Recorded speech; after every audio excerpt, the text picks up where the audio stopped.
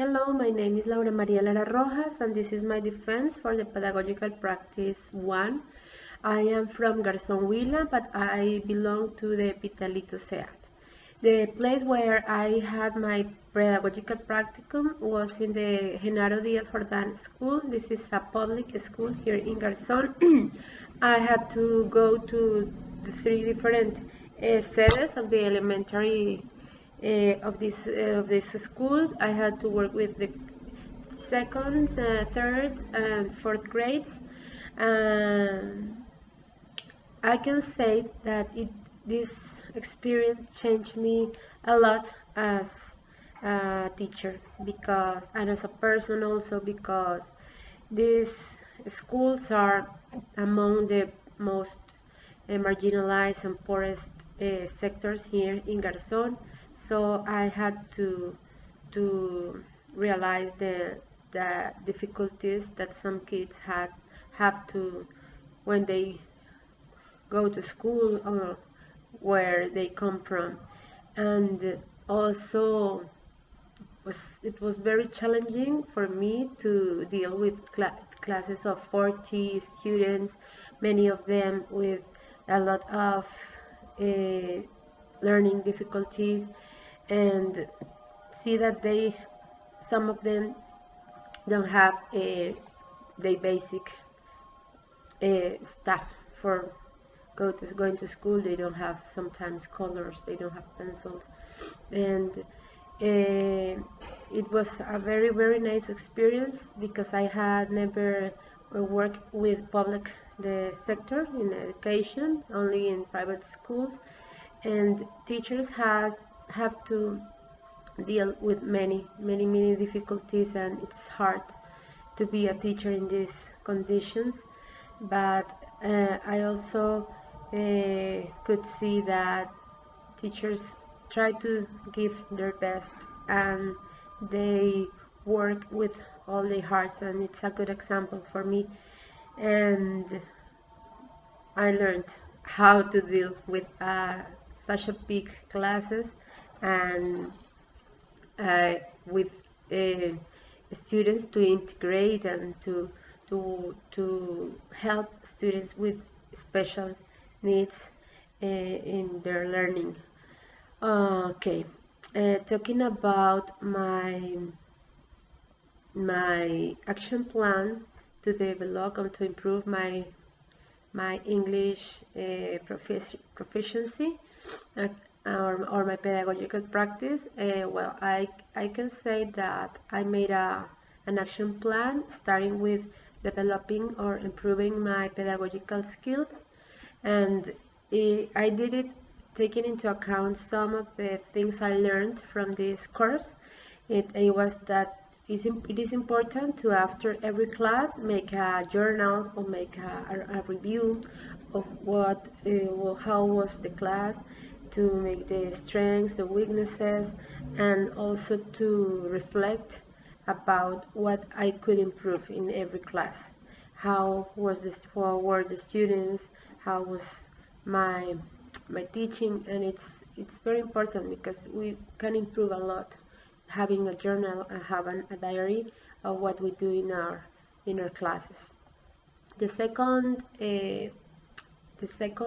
thing in my action plan is to improve my language proficiency level. I think it's very important to learn and to incorporate more idioms and vocabulary every day. So the best way is to study, to take a time to study, to learn, to make lists of the most important words we want to learn, or the most important idioms we think are important to learn, and not only learn them or write them or copy them, but try to practice them in sentences and in our talking or speaking with other English speakers. Also, it's very important to take the time to practice English, watching movies, listening to music, or talking to another person who has a higher English level than us. I also think that it's very important to improve the lesson plans and the class materials.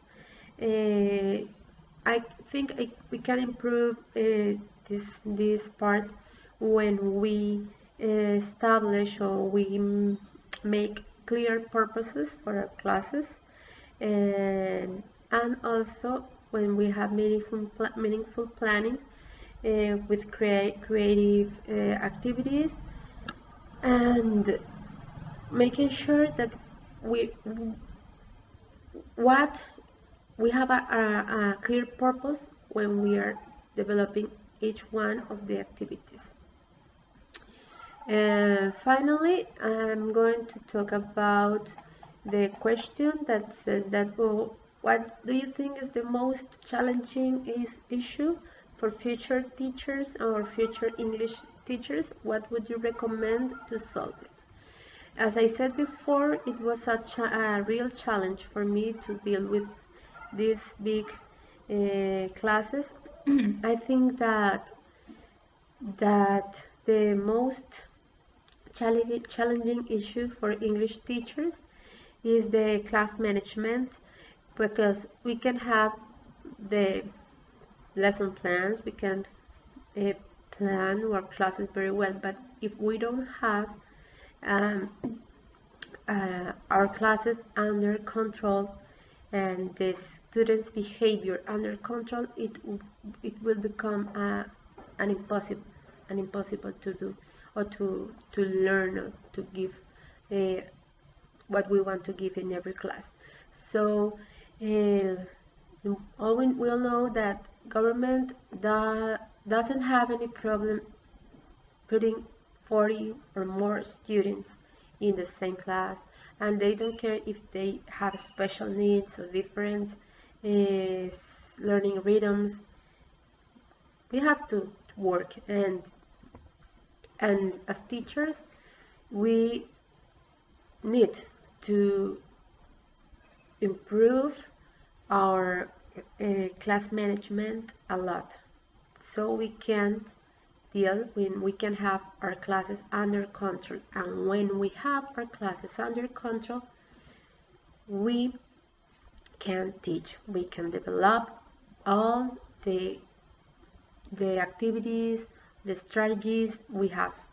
And also what I recommend is to create, to plan very dynamic activities that may include all the students. So it's in English, it's easy because there are a lot of songs, chants, and funny activities that we can develop, and it is very important to have a good planning. So when we go to a classroom, we get to a classroom and we don't have clear what we have to do, it will be more difficult to have our classes under control. So that's all, and this was a very excellent experience. I learned a lot, and as teachers, this is what we have to learn from different environments, and try to give our best.